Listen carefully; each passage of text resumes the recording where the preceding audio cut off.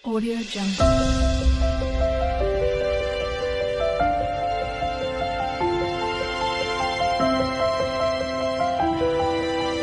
Audio Jungle. This is one of the tip.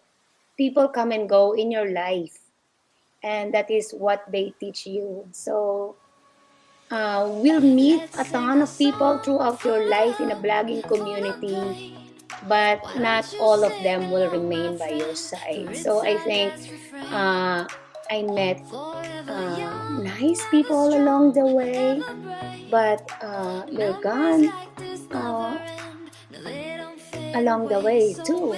But there is no regrets because it works both sides, I believe, because everybody grows their channel on their own and everybody's proud of their channel on their own, and I see that their channel is growing, and I'm so happy that all the people left are successful and all the people stays are successful. So I think in the community itself, if you're starting your blogging world, you have to accept that people come and go in your life, and not all of them will remain by your side. I think that's what I'm going to tell to everyone about when it comes to community. And of course, there's always you just have to be have a thick skin in everything, because as a blogging world, you have to accept that you are public property. People can see you in different way than you perceive to yourself, and you have to take that as a critics, but it doesn't mean that you're that kind of person. As long as you know you are confident with yourself, you know you're not doing anything or stepping to any other people, you're good to go. But remember, people will always talk because we all have our opinion on other people and about ourselves. So, but then we put ourselves out there. So that's another thing. To You have to have a thick skin. You cannot have an onion skin or be sensitive. When people make a comment on your video, you overheard something about what you say, your face went like this or your face like that. It's very normal. It is what it is. As long as you're enjoying the blogging world, that's more important. Yep. I think I couldn't agree more. Like, even outside the vlogging world, diba? Parang, totoo naman yun eh. People come and people go. Even like sa work, people come and people go. Parang what matters is those, just value the people that stays. Kasi that matters most eh, diba? Yan yun talaga yung pinaka-importante. Yung taong nagstay sa'yo. Parang may mga tao kang mamimit that they will be with you on your, on your peak, diba? On your high moment, nandun sila sa'yo. But somehow they will leave you once you're on your low moments. Diba? So even I think even in the outside YouTube community, it's sobrang standard ng yun eh. Sobrang parang normal. That's the I think that's how life goes on, 'di ba? And I would Ayun nga, agree. nandun nga tayo dun. 'Di ba? Totoo. As long as you are not stepping on anyone's toes, 'di ba? Just go for it, 'di ba? Just do what would make you happy. I think parang if you wanna leave, go ahead and leave, but do not step on anyone's toes or do not parang badmouth anyone, 'di ba? If you opted to leave, just leave with parang lagi sa graceful exit, 'di ba? Yeah. Ayun, kung halimbawa, 'di ba, kung halimbawa, Peaceful exit, and you don't burn the bridge behind you. yes, that's important part. You never know when you meet this person. You never know. I agree. But even in a personal life, diba, you have like yung bata kayo, friends mo siya, you were so close, but something came up, tapos parang you hated each other all the way to the point that you burned the bridge na. Diba? But pagtanda mo, nag-reconnect kayo. Diba? Yeah, So, we never can tell what would happen in the future. So, yes, correct. if in the event that you chose to leave, diba, I think that's something that we should take note na. Do not burn bridges. No? That's the magic word for today, Marshla Day, right? Do not Yeah, burn correct. bridges. Yeah. So, ito Ayan. na may additional lang ako diyan sa Sige, go, go, go. yung Gets ko yan. na nandiyan na tayo sa topic. So, i-additional ko na lang nito na what do you find the most frustrating aspect of vlogging? I think most frustrating is Kasi nandiyan na-frustrate na nawawala yung friends mo, tapos income back, yung parang ganun. I think what happened to the blogging world is just too many emotion, and then too many emotion, too many words has been spewed out. You don't even know what's the truth now, and it's just nobody's talking, nobody's opening, and they just leave, and then you just hear words here and there. So Hearsay, rumors na lang siya, Mhm. right? Oo. Yes. and then when you do live stream, you say something in general, people perceive that it's them. Baka kasi diba normally tinatamaan tayo if it's true.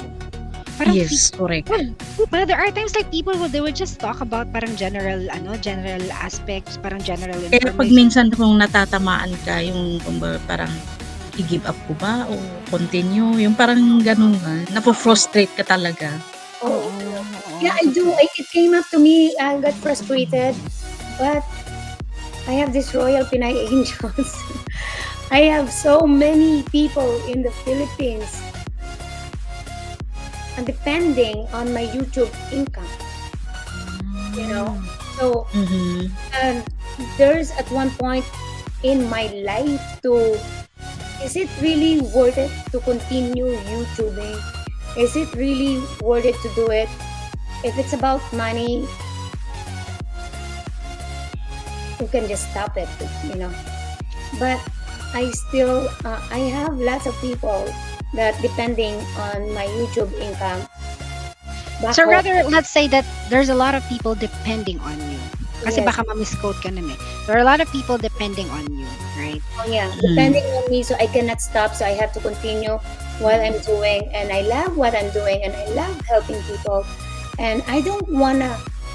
I have mang iwan sa ere just because I got frustrated of one thing. It's so selfish of me to leave hundreds of people for Because of one, diba?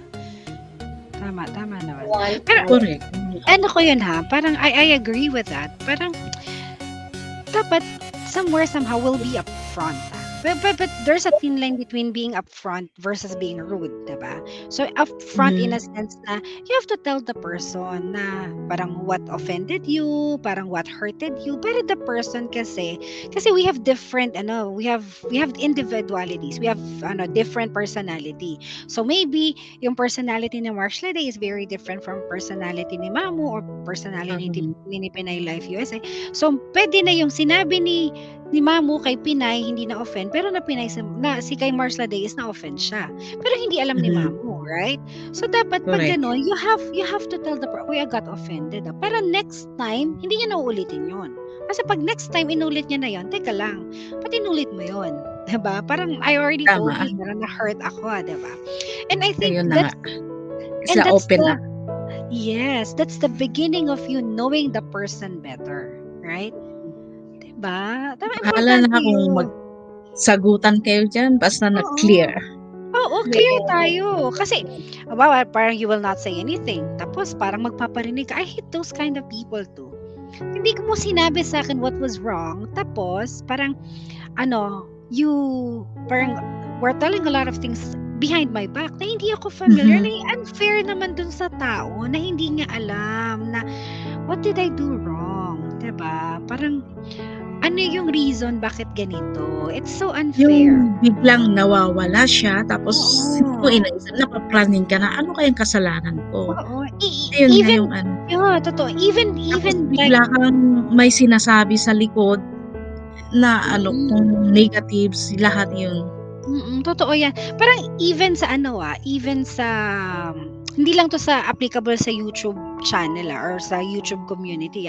Even sa personal life mo, 'di ba? You have friends. I know Correct. for sure that you have Tama. friends in the past na bigla na lang nawala. Hindi man lang nagsabi bakit siya nawala, right? Family, ganon. Yeah, family. Even family. Yeah, I would Family agree. I would structure. agree. Yeah. Oo.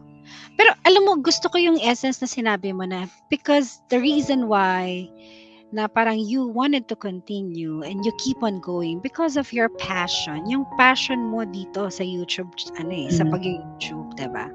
Na iba yun iba pag yun yung passion mo, nakakapagod, nakaka-frustrate, nakakasakit. I know for a fact siguro, pero siguro ano lang to, parang naisip ko lang na baka meron din sa buhay mo na parang you wanna give up already because you're being hurt, you being hurt too much, na parang you are being judged by people.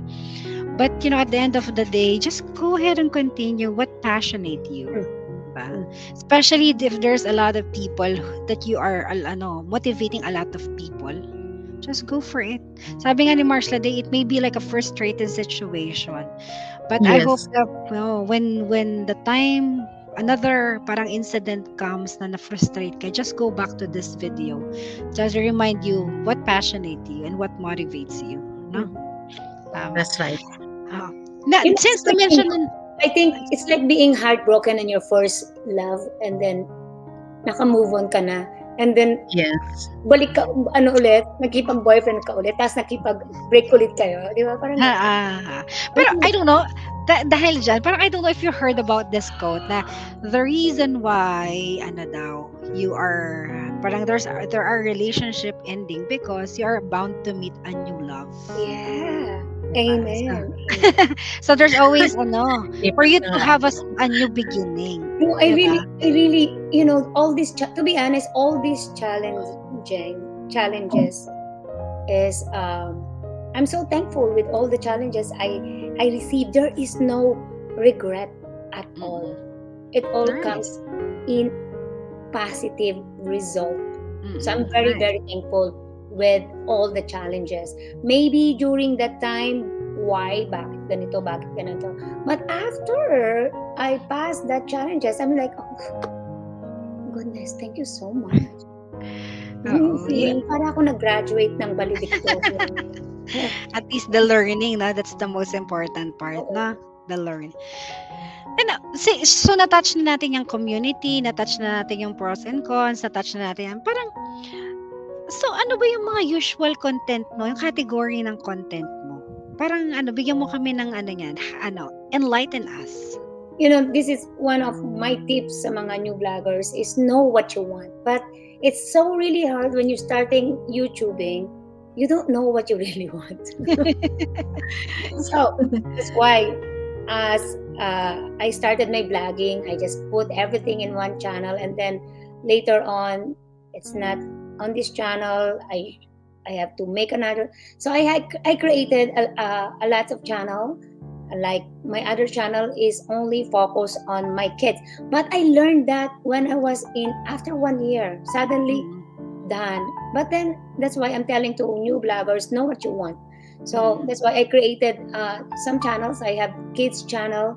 I have my own channel that I love to share when I go to the store, when I see something. So I have my own channel, and then I have other channel just for travel because I like traveling and I like to share the scenery. So I just put in my other channel all about travel.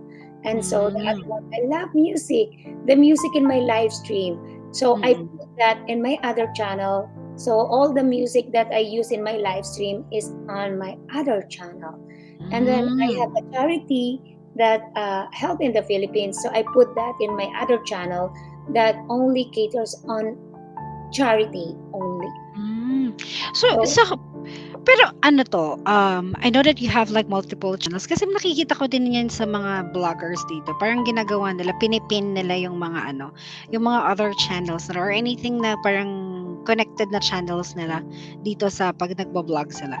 But you having parang multiple channel to cater different content category. Meron ka lang isang focus channel, yung parang main channel mo, parang My gano'n. main channel is this Pinay Life USA. I see. Yep, main channel is Pinay Life USA. That I focus with and continue to make it grow, and the rest are just for when I have charity. But Pinay Life USA is the main focus and the main focal of all. So